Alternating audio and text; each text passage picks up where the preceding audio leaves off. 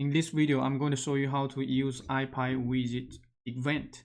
In the last video, I already showed you how to design a GUI, for example, interactive GUI, so that you can allow users to interact with your app.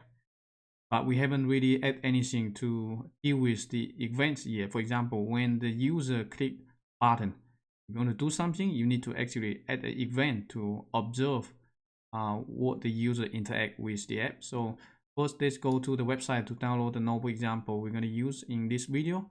So you go to geodemo.gshub.org, then click notebooks. So the last example we use is the ipywidget box. So this is the one that we developed in the last video. And so in this video, we're going to talk about how to actually, for example, when click apply, reset, or close, if you want to execute something, then you need to write some code actually to register a so-called callback for these buttons. And this is what we're going to do. You can click ipywidget events. Then you can click the download icon to download the notebook to your computer. So I'm going to download to my downloads folder. Then I can open this one. You can open Anaconda prompt or the Windows terminal, and I right click. Then I can Anaconda activate demo Jupyter Notebook. Click enter. It's open Jupyter Notebook within your browser, and we can start executing the source code. So in this notebook, we have three sections. The first one is about the button, and everything else, all other widget, we use the other one. Then I'm going to show you three examples how you can use this in your application. And the last one here, this is more like complicated example. I also provide some links in here if you want to look at the complicated example. So eventually, for example, after you develop interactive user interface, user can customize all these parameters. When you click execute or whatever button they create, they click, then you want to execute something behind the scene to do some computation or do some spatial analysis, then you can return the result to show on the map. I will talk about this later, but first let's go through the examples. First, we need to import the libraries, right? And if you want more information, you can click the link here to go to the ipywidget website to look at more information. So it's actually very simple. There are two types of events. The first one is for the button, and all other widgets use the other event. So for the button, because a button is so-called stateless, that means when the button is clicked, execute something, that's it. It's not there's no value change. There's no like true or false, or if you select a value or something like that, it's just an event. So it's click. First, if you want to see like what kind of information, like a button, the OnClick function, you can just visit button.onClick. For this one, you can see what you can provide. So the OnClick function is very simple. So let's look at this example here. Let me show you. Look at this one, right? So this one, we create a button.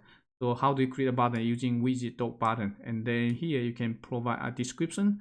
It's what's going to show up here on this button. You can also change the style. By default, if you don't use this one, it will be a great style. So it's like this, right? So if you want to change to primary color, or you can info, or we already talked about this in the last video. So once you create a button, I can also, for example, create an output widget. So the output widget is very powerful. It can be used as a container to host any other buttons. Then this is the key part. How can we register a callback for this button? So first you need to define a function, right? And then you register this function, put it into the OnClick, right? So the OnClick is from here, right? This is the button that we create.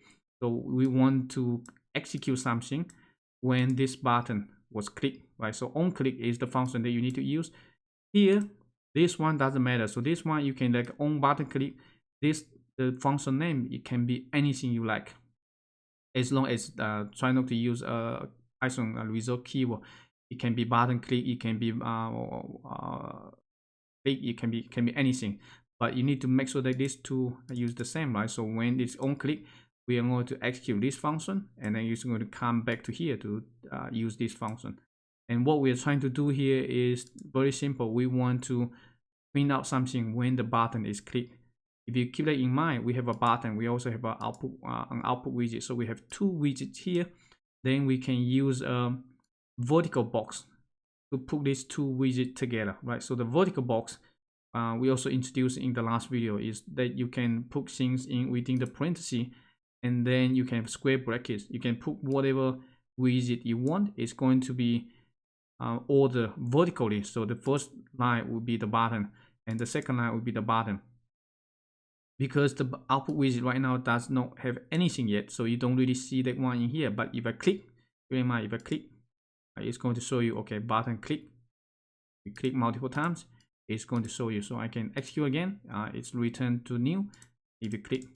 So this is how you can register something. If you want to create a button, you can have some other widget, for example, before the button, and then when the user clicks something, you can show the user, okay, what do you choose?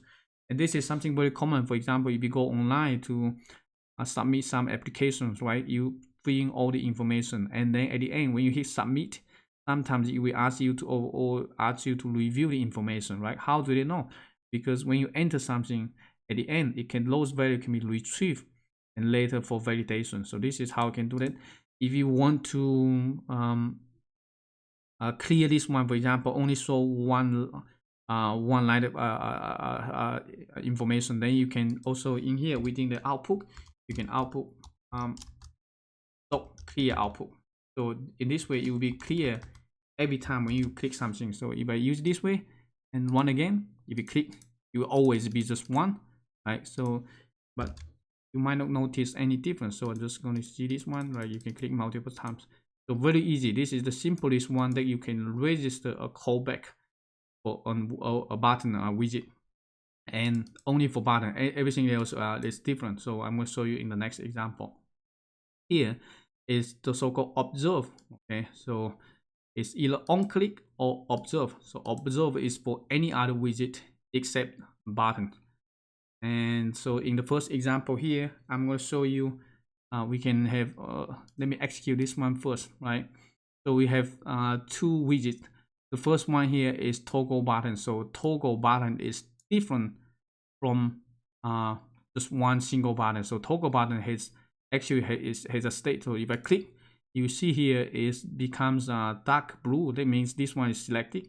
If I select this one, it becomes dark blue, right? So this is changes. You can only select one of those. The second so this is, for example, the default one, the value equal to none. That none of them is selected.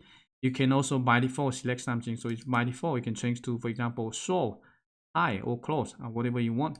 But we just set to none. That means none of the value is selected. And you can also set the style button width. If you change to a larger one, if 180, it will become much wider. So I'm just going to use 80. The second widget is an HTML widget. So HTML, basically you can just have a HTML within the text. So this one shows you the logo, Google Search Engine logo. And we have two widgets.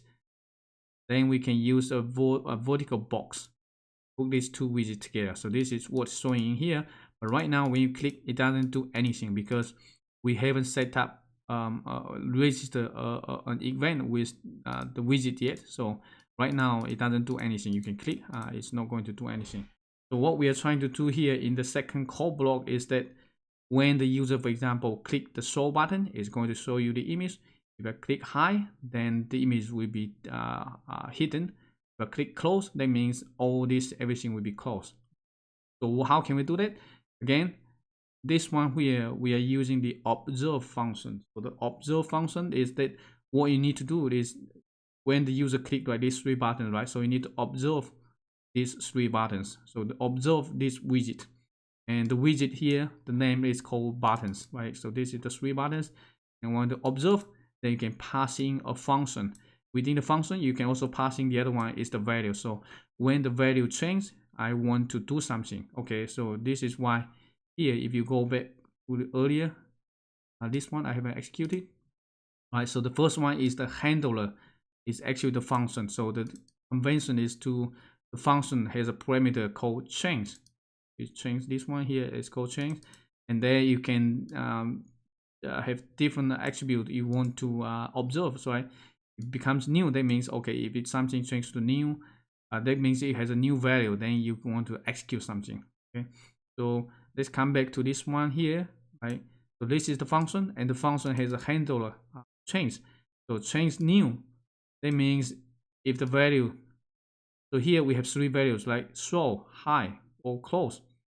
Right now, for example, before I do that, if I click this one and you're trying to print out the value here, buttons dot value, it will become show, right? So if you click the high, if you execute again, the value will be high. So change new basically is getting the new value. So because whenever you are executing something, it's changed from the old value to the new value. So initially this is high, and then if I click show, now it becomes the new value becomes show. So sometimes, if you, for example, if you want to observe the events when the user leaves something, you want to pop up messages, you can use the change old, then it's going to do something. So it depends on how you want to observe. But in this case, we don't care about what the previous value, we just care about the new value. So basically whatever the user click. And so for this function, we're going to see this one. If the change the new value equal to show, that means if the user click the show button, then I'm going to set the box, so the vertical box, the chosen, right? So in the last video, we talk about how you can either, when you create a widget, you can directly pass this way, or you can just use the chosen to set what kind of widget you want to put in that vertical box. So if the user click the show button, I'm going to show the image. So, but you also need to keep the buttons here, right? So the button is always going to be here.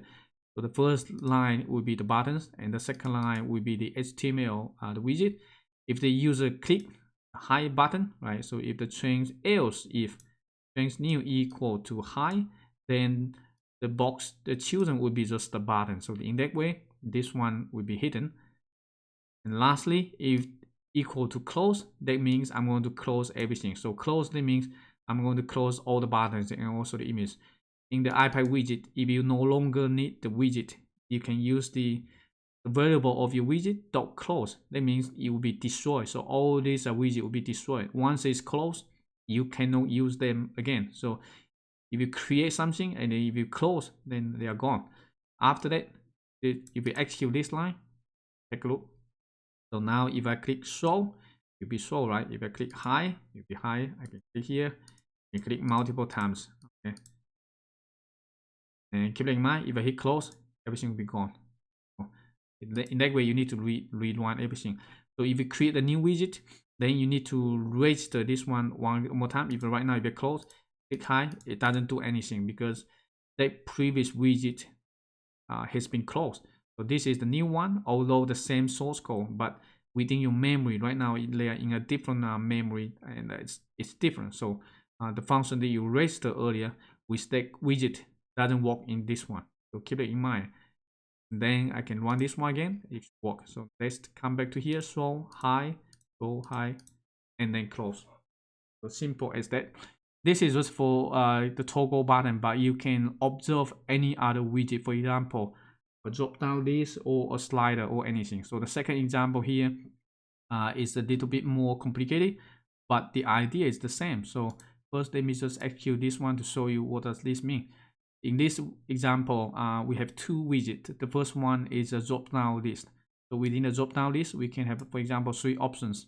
Let's say Landsat, Sentinel, multi-satellite, and the value default one equal to none. That means you don't select anything from here. But if you click the drop down list, you should be able to see different options. The second one here, we set the three toggle buttons, right? So the three toggle buttons: apply, reset, and close. And then we set the button width. Lastly, we also put an output widget similar to the earlier one, right? So when the user selects something, I want to print out here at the bottom. And when the user click apply the button, then you can execute something. But for this example, we're just going to register two events with two widgets. The first one will be the drop down list. So again, the drop down list stop observe, and then you pass in the function, and we're going to observe the value. When the value changes, we want to do something. So this is the name of the function, right? And then the function comes from here. Again, the handler is named change, And then if change new, that means okay, if you basically if we don't care whether the selected value equal to something or not, then you can just if change new. That means okay, if the value has been changed, then what we're going to do here with output, we're going to clear the output and then print out the change new. So this is basically a simple example. Let me just execute. Essentially, if I select something, it's going to show in here. So this is the selected value comes from the change new. So change new is the new value from the widgets. Okay, so if I select, for example, lane set, it's going to print out lane set. Right, if you use this. If you don't want to like clear the output, you can do that as well. So if I control slash and I run this one, now if I select, it's going to continue to print out. Or actually, if you don't clear out, this one is actually multiple times. So you need to make sure that if you want to, it has an old value and also new value together. Let me do this one, and again, now it should be only selected one. So the first one we have here, we already deal with the drop-down list. The second one is to deal with the button. So any widget you can reserve you can observe any widget, right? So every widget you can observe. Second one here, we're trying to observe this one. So btns.observe, and then the function again, we're going to observe the value changes. So this is the function, and first we're going to clear the output. Then if the change new, so for example, if the user click apply button, I'm going to show you, for example, if the user doesn't select anything, I'm going to print out a message asking the user to select something. Maybe I have a typo here, SET.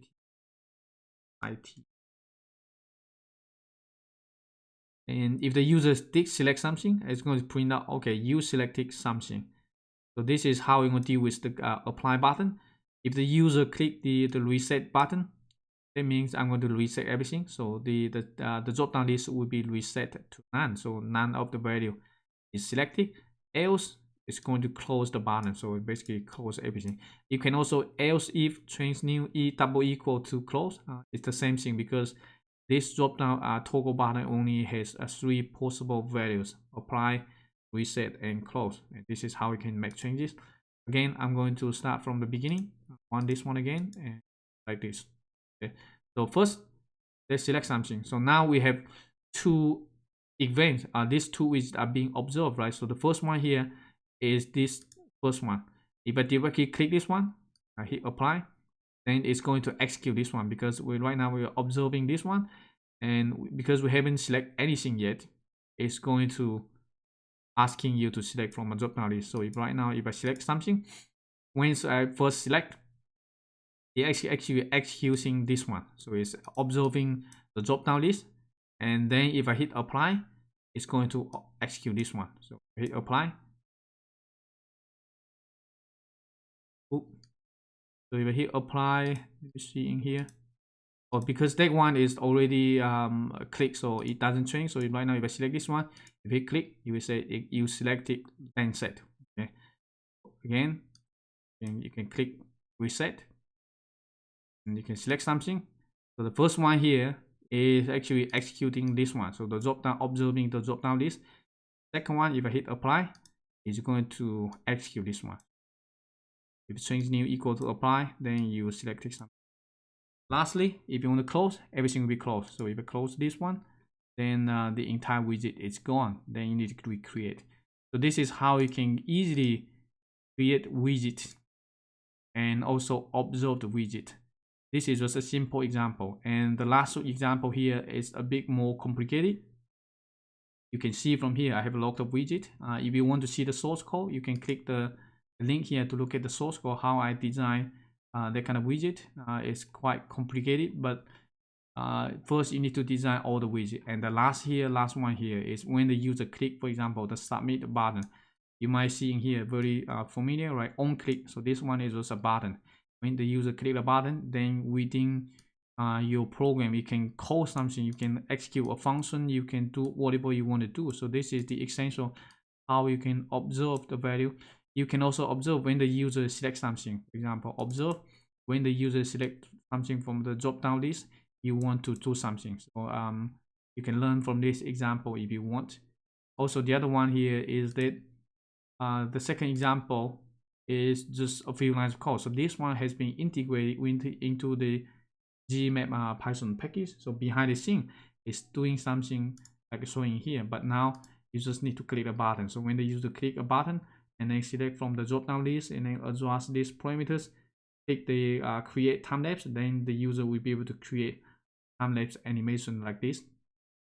And you can try it out if you want. So you can click the last link here, for example, to create the time-lapse animation. So this is how easy it is.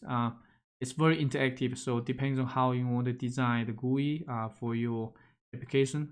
It's very powerful. You have all kind of widgets you can choose from. Let me go back to the time-lapse example here, right? Again, and go to anywhere I like and zoom into any location. After that, and click the button here and then click this globe icon. From here, it's going to change the default base map to a Google satellite. Then I can simply draw a rectangle here on the map. Then I can adjust the parameters. So keep in mind, anything that right now the drop-down list I haven't fully implemented yet, so only the first one will work. So after that, you can change this. For example, this is a river dynamics, for example, because I'm trying to create a time lapse for this one, and then you can adjust, for example, like this, how many frames per second. So maybe 10 frames per second, and then you can adjust the parameter. Also change, for example, the bank combination. Everything here can be customized.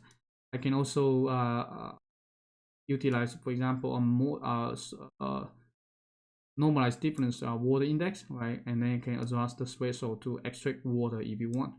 Then all you need to do is just to click the create button, right? So this one is the observe.